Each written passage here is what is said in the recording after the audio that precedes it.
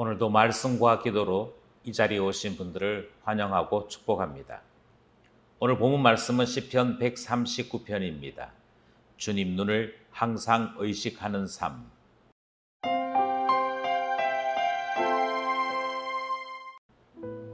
시편 139편, 다윗의 시 인도절을 따라 부르는 노래.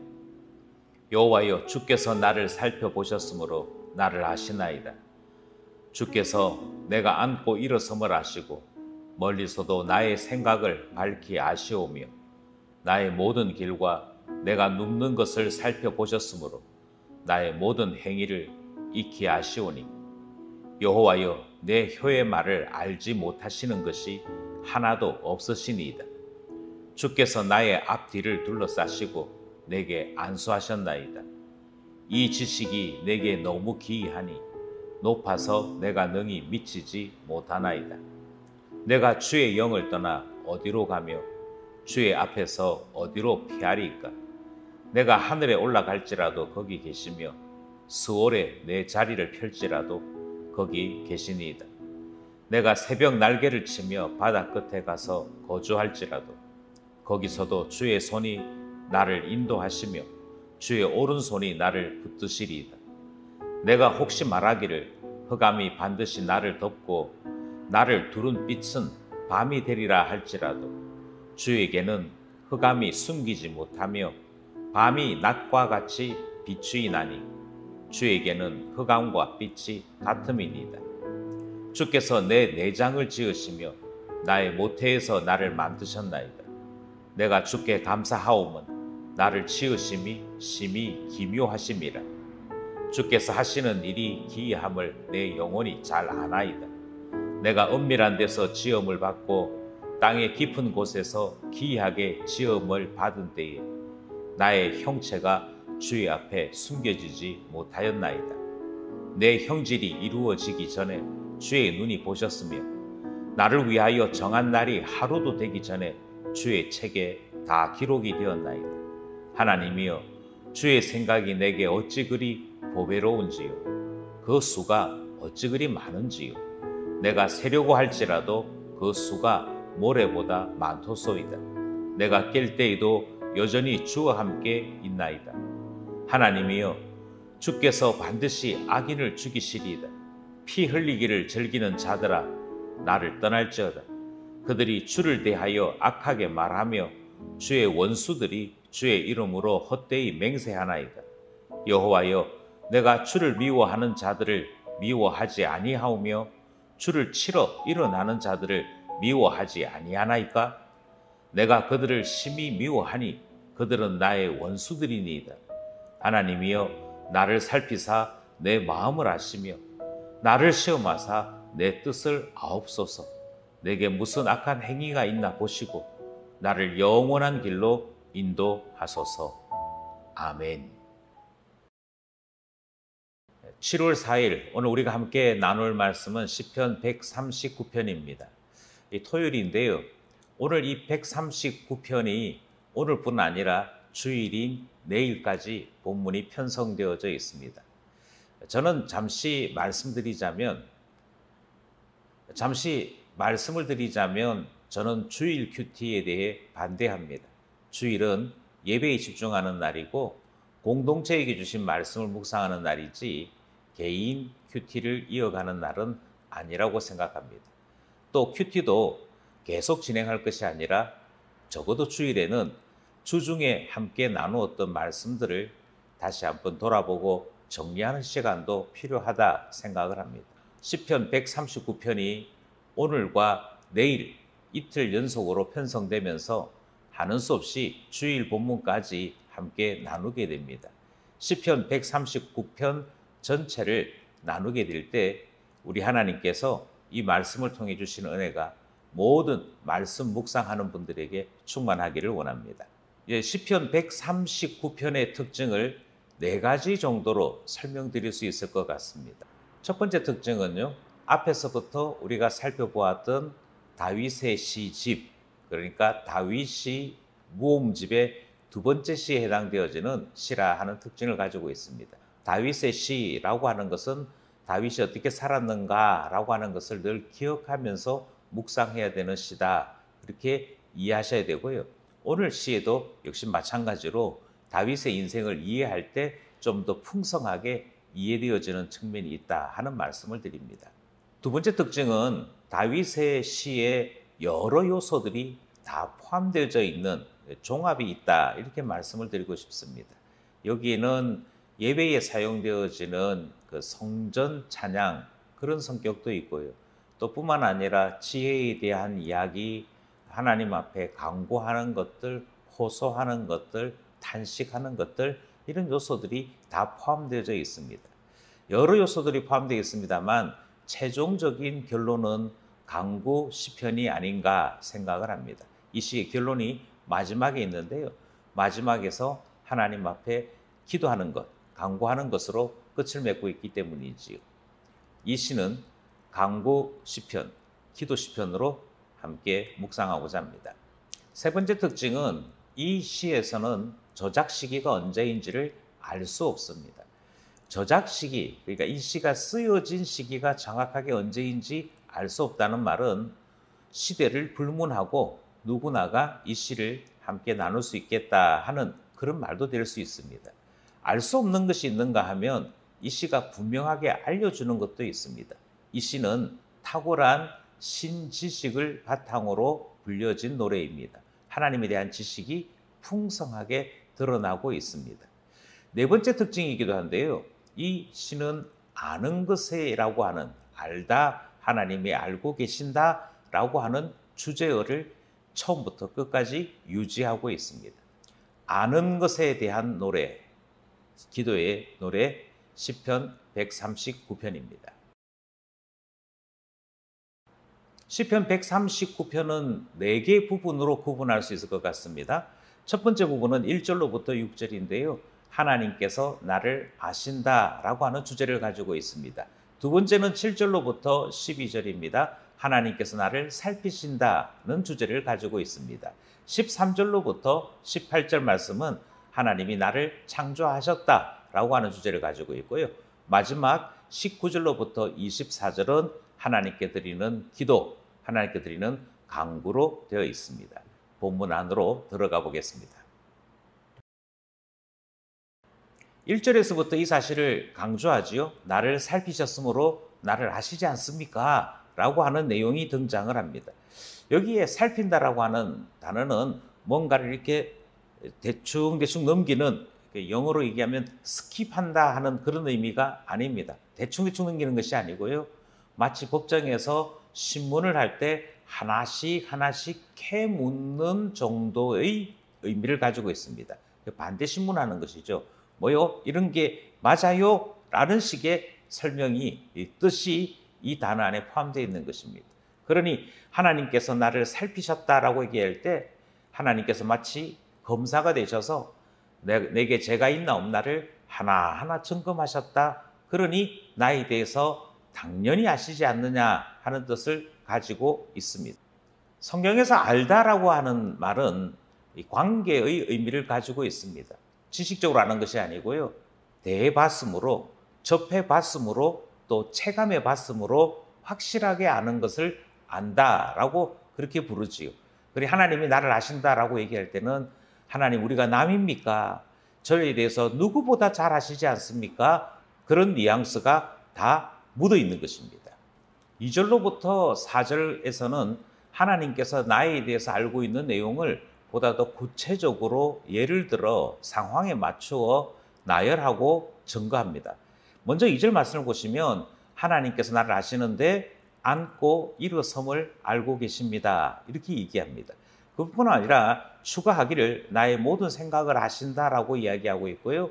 멀리서도 나를 아신다라고 말씀을 하고 있는데 여기 멀리서 아신다라고 하는 이 말은 아주 오래전부터라는 뜻입니다. 그러니까 아주 오래전부터 저를 아시는 분이라고 이야기하는 것이 등장합니다. 2절 말씀이 그렇고요. 3절 말씀에 보면 모든 길 아시고 눕는 것도 살펴보신 분이시다. 그렇게 소개합니다. 4절은 혀의 말을 다 아신다. 이 말은 모든 말을 다 헤아려 보셨고 살펴보셨다라고 하는 뜻을 가지고 있는 것입니다.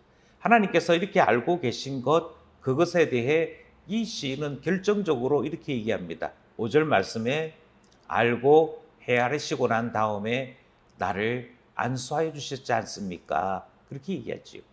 그러니 하나님께서 나를 아시는 정도가 아니라 사랑해 주심으로 안수해 주심. 이 표현은 보호, 특별히 하나님께서 내게 마음을 쏟아주심, 복 주심, 이런 의미를 담고 있습니다. 그러니 하나님이 나를 진짜 알고 계신 거죠. 6절 말씀에서는 하나님의 지식이 기이하고 높다라고 표현하고 있습니다. 기이하고 높다는 이것은 우리의 찬양의 주제가 되는 것이고요. 하나님께서 어떻게 나를 아시고 아심을 통해 나에게 어떻게 보호와 복을 주셨는지에 대한 감탄의 내용이 등장하는 것입니다. 그래서 결론을 내리죠. 하나님께서 미치지 못하는 것이 없습니다. 이 말을 청량할 수 없는 하나님의 은혜가 있습니다. 이 표현이지. 우리는 1절로부터 6절이 하나님이 나를 아신다라고 시작을 했고, 하나님께서 모든 것을 아시는 전지하신 분인데, 그 전지하신 그 하나님이 내 하나님 되심에 대한 신앙 고백과 그 지식으로 인한 확신을 함께 살펴본 것입니다. 우리에게도 이 고백이 있기를 원합니다. 두 번째 문단은 7절에서부터 12절입니다. 7절로부터 12절의 주제는 하나님이 나를 살피신다라고 하는 주제이지요. 7절부터 12절이 설명을 하기를 하나님은 어디에나 계신 하나님이라 소개합니다. 이것을 신학 용어에서는 편재하신 하나님 이렇게 설명하고요. 또 한자어로는 무소부재하신 하나님 이렇게도 설명을 합니다. 하나님께서 어디에나 계신다라고 하는 이 표현은 굉장히 객관적인 표현입니다. 하지만 이 시에서는 이 표현이 하나님 앞에 주관적이고 간증적인 성격으로 드려지고 있습니다. 7절 말씀을 보시면 하나님은 어디에나 계시죠. 그래서 피할 수 없다라고 하는 내용을 설명합니다. 하나님 앞에 피할 수 없습니다. 왜냐하면 어디에나 계시기 때문입니다. 이렇게 말을 하고요. 역시 앞 문단에서와 같이 예를 하나씩 드는 것이 8절, 9절입니다. 8절에 보면 하늘에 올라가면 거기에도 계신다. 올라갔으니까 반대로 음부, 지옥 맨 밑바닥에도 하나님 거기 계신다라고 설명합니다. 그런가 하면 새벽 날개에도 하나님은 계신다 이렇게 설명합니다. 새벽 날개라는 말은 새벽이 날개치듯 올라오는 거기라고 하는 뜻이거든요. 그러니까 새벽 날개가 있는 곳은 동쪽이지. 그 동쪽에도 하나님은 계신다. 그런가 하면 하나님은 바다 끝에도 계신다. 이스라엘 지도에서 보자면 바다는 지중해는 이스라엘의 서편에 있습니다. 그러니까 새벽 날개가 동쪽이고 바다 끝은 서편. 가장 높은 곳에도 계시고 가장 낮은 곳에도 계시고 동쪽에도 계시고 서쪽에도 계신 분이라고 설명하는 것이지요. 이 내용은 무엇을 설명하는 것이냐면 8절, 9절의 내용이 10절로 연결되어집니다. 그래서 주님의 손이 나를 붙잡고 계신다. 주님의 오른손이 나를 붙잡고 계신다라고 하는 이 놀라운 사실의 위안과 확신을 고백하는 내용이라는 것입니다. 11절, 12절은 도망갈 수 없다면 숨길 수는 있느냐라고 하는 것에 대한 스스로의 질문과 스스로의 답이 등장합니다. 흑암으로 나를 꽁꽁 감싸면 혹시 나를 숨길 수 있는 것 아닐까라고 하는 질문이 전제되어 있고요. 11절은 대답하기를 흑암으로 덮어도 하나님은 이미 살피고 계시더라 하는 내용이 등장합니다. 밤에 나 자신을 감춘다 할지라도 그 밤에 나 자신을 숨긴다 할지라도 결코 소용없다. 그 밤에도 빛처럼 나를 비추어 주시는 분이 계신다라고 노래하는 것이지요. 그러면서 하나님은 어떤 분이냐? 하나님은 흑암을 빛처럼 사용하시고 나는 어둠이라고 생각하는데 하나님은 도리어 그것을 빛처럼 사용하시더라. 그렇게 노래하는 내용이 등장합니다. 이 시에는 밤, 낮, 하늘, 지옥, 동쪽, 서쪽 여러 부분, 여러 지명들이 사용되었습니다만 내용은 동일합니다. 하나님은 어디에나 계시는 그것처럼 하나님은 어느 것에나 나를 살피시더라. 그래서 하나님의 보호와 인도 속에 살아간다. 하나님의 권능의 손, 오른손이 나를 향하시는 것 나는 확신한다. 그 내용이 등장하는 것입니다. 세 번째는 13절로부터 18절이지요. 하나님이 나를 창조하신다 하는 내용입니다. 13절에서부터 18절 내용은 그 아이가 태어나서 죽을 때까지의 내용을 먼저 길게 설명하고 있습니다. 13절이 하나님께서 나를 만드시는데 장부를 만드셨다라고 얘기하죠. 여기 말하는 장부는 신장을 이야기합니다. 그 신장이라고 하는 것이 고대 사람들의 생각에는 가장 내밀한 것이라고 하는 상징이었습니다. 뿐만 아니라 가장 밑바닥의 생각, 정서 이런 것들도 다 신장이라는 단어를 같이 사용했거든요. 따라서 하나님이 나의 신장을 만드셨다, 나의 장부를 만드셨다라고 하는 것은 나의 맨 밑바닥, 몸도 마음도 맨 밑바닥에서부터 하나님이 나를 만들어 오셨다 설명하는 내용입니다. 하나님께서 나를 만드실 때 모태를 사용하시지요. 그 모태를 사용해서 나를 만드시는 것에 대해 14절은 기이하다는 것입니다. 참 놀라운 일입니다 라고 하는 것인데 이것은 하나님께서 나를 만드실 때부터 놀라운 일이었습니다 라고 하는 설명이 됩니다. 탄생에 대한 이야기는 15절로도 연결이 되어집니다. 15절이 이렇게 반복을 합니다.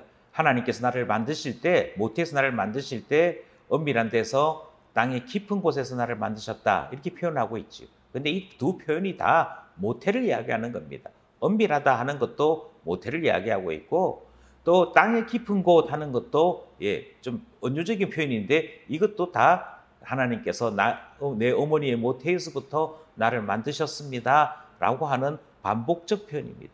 그러니까 결론이 뭐냐면 나의 이 몸, 나의 이 형질, 나의 이 형체는 하나님 만드신 것입니다. 그 내용이 13절로부터 15절에 이 사람의 탄생 그 내용을 설명하면서 함께 설명하고 있는 내용이 되죠.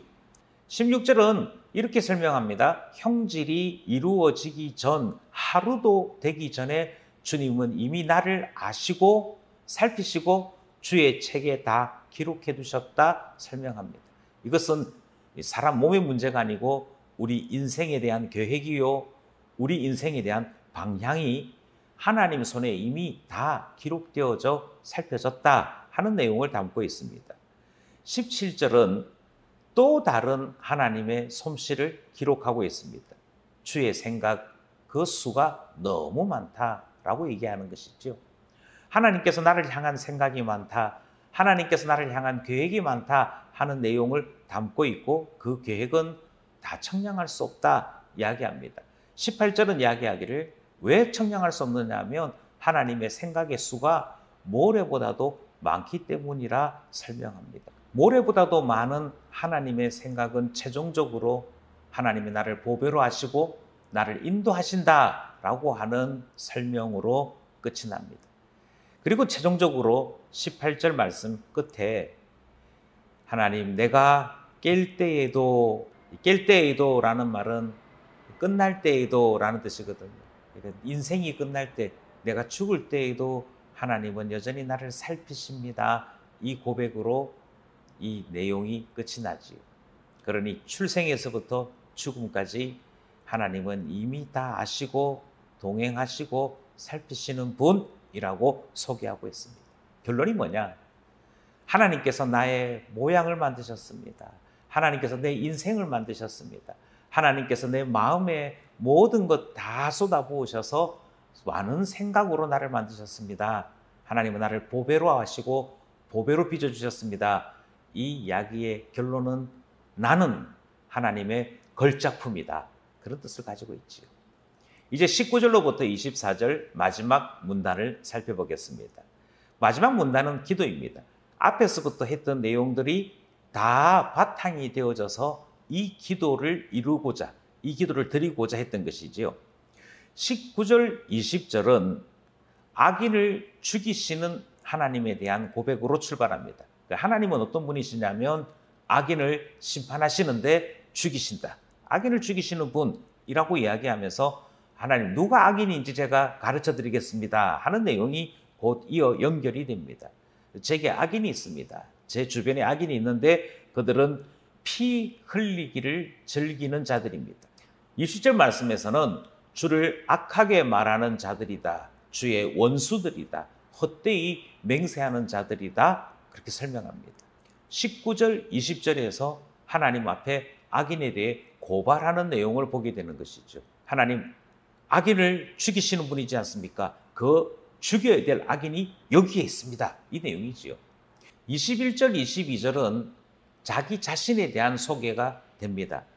이 시인은 자기 자신을 소개하면서 나는 하나님의 신하와 같은 존재입니다. 그렇게 설명하는 것이지요. 이 과거 고대에서는 계약을 굉장히 중요시했습니다. 그 가운데 왕과 왕의 계약이 있었습니다. 어제까지는 당신의 적으로서 싸웠지만 이제부터는 당신의 신하로 살겠습니다. 그러면서 계약을 하는 것이거든요. 나와 우리나라는 당신의 신하입니다. 라고 할 때 꼭 사용되어지는 표현이 당신이 미워하는 자를 내가 미워하겠습니다. 이런 표현 등장하거든요. 그런데 21절에 보시면 바로 그 표현으로서 하나님에 대한 자기 자신을 설명합니다. 이것은 서약인 동시에 충성을 이야기하는 것입니다. 저는 하나님 앞에 악인이 아닙니다. 같은 편입니다. 이 내용을 설명하는 것입니다. 그리고 23절, 24절에서는 드디어 바라는 소원을 이야기합니다. 바라는 소원이 두 가지라고 이야기합니다. 첫째는 하나님 나 좀 알아달라라고 하는 내용입니다. 나를 좀 알아달라 하는 이 속에는 하나님 제가 얼마나 억울하게 살고 있는지 좀 알아달라는 것도 있고요. 하나님 제가 뭘 바라는지도 아시지 않습니까? 제 뜻을 좀 알아달라라고 하는 뜻도 내용도 담겨져 있습니다. 이것을 이야기하기 위해 1절로부터 4절 사이에 하나님께 대해 사용했던 그 고백의 내용들, 그때의 동사들이 있거든요. 그 동사들을 다 사용합니다. 그러면서 하나님 모든 것 아시지 않습니까? 제 마음을 살펴보시지 않았습니까? 그것처럼 이제 저를 아시니 하나님 저의 마음을 좀 알아주십시오. 그렇게 간구하는 내용인 것이지요. 그러면서 뭐라고 얘기하느냐면 내 뜻을 좀 알아달라라고 이야기하잖아요. 여기에 등장하는 내 뜻은 소원이 아닙니다. 좀 확실하게 말씀드리자면 소원이 아니고 불안에 빠져 있는 것, 염려하고 있는 것, 근심하고 있는 것, 그것 좀 살펴봐 주십시오. 제가 불쌍하지 않습니까? 그런 의미이지. 두 번째 기도의 내용은 영원한 길로 인도해 달라라고 부탁을 합니다. 하나님께서 나의 태어남, 하나님께서 나를 창조하셨으니 주님 앞에 깰 때까지 인도해 주십시오. 기도하는 내용입니다. 이제 이 139편을 통해서 하나님은 어떤 분이신지 묵상하는 시간 가지려고 합니다. 오늘 본문 말씀은 하나님에 대한 바른 신앙을 살펴볼 수 있었습니다. 전지하신 하나님, 무소부지하신 하나님, 창조주 하나님, 공의의 하나님, 이게 다 시편 139편 안에 담겨져 있던 내용이죠. 시인은 이처럼 하나님을 정확하게 고백합니다.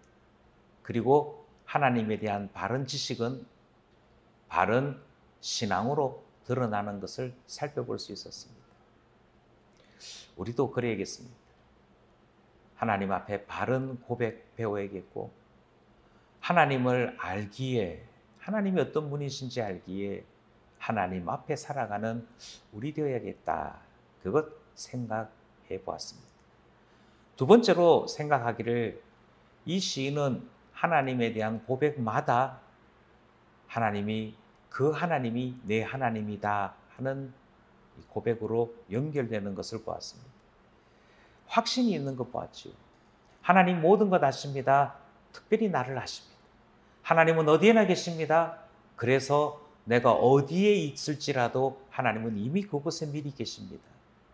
예, 모든 고백들마다 다 자신과 연결되어지고 하나님은 그래서 내게 위로하시는 분, 보호하시는 분, 복 주시는 분 이라고 확신에 찬 선언을 하는 것을 우리는 들을 수 있었습니다. 나도 이 시편 139편의 시인처럼 하나님 앞에 살아가고 신앙의 아름다움으로 살아가고 확신으로 살아가는 그런 사람 되어야겠다 깨닫게 됩니다. 마지막으로 시편 139편을 통해 우리는 연합의 소중함을 깨닫게 됩니다. 나는 하나님의 신하입니다. 나는 하나님이 미워하는 자를 미워합니다. 그러니 하나님, 나의 악인을 하나님이 심판해 주십시오. 이 말씀은 흡사 내 안에 주님이 계십니다. 주님 안에 내가 있습니다. 이 고백과 같이 연합, 하나님 따로 나 따로가 아닌 연합을 이야기하는 이 시를 통해 하나님과 함께 사는 신앙생활이 소중한 것을 깨닫게 됩니다. 이제 우리는 이 말씀을 붙잡고 기도하고자 합니다. 한 3가지 정도 기도 제목을 나누고자 합니다. 첫 번째는 하나님, 우리에게도 신앙 지식이 신앙 생활이 될 수 있도록 바르게 하나님 배우는 은혜 베풀어 주십시오. 이 제목을 위해 기도했으면 좋겠습니다. 주일학교에 속해 있는 아이들이 하나님 바르게 배우겠고요. 주일학교에 속해 있는 우리 학생들과 청년들이 하나님 바로 배우겠고요. 예, 역시 주일학교에 속해 있는 우리 장년들도 하나님을 바르게 배워 바른 신앙생활의 모습 나타났으면 하는 기도 제목 나누게 됩니다. 두 번째로 우리가 함께 기도하기 원하는 것은 하나님의 사랑이 우리의 위로요 힘이 되도록 기도했으면 좋겠습니다. 마지막으로 모든 염려, 근심 다 내려놓을 수 있도록 기도했으면 좋겠습니다. 하나님, 내 뜻을 살펴주십시오 기도했지요. 마찬가지로 우리도 하나님, 제 뜻을 제 속에 있는 불안과 염려를 살펴주십시오. 주님께 내려놓게 해주십시오. 아무 능력도 없는 제가 이 불안과 염려를 끌어안고 살지 않도록 해주십시오. 기도해서 주님의 위로, 주님의 평안을 소유하는 우리 되었으면 좋겠습니다. 하나님 앞에 기도할 제목이 있으신 분들은 성령의 인도하심을 따라 함께 기도하기를 원합니다.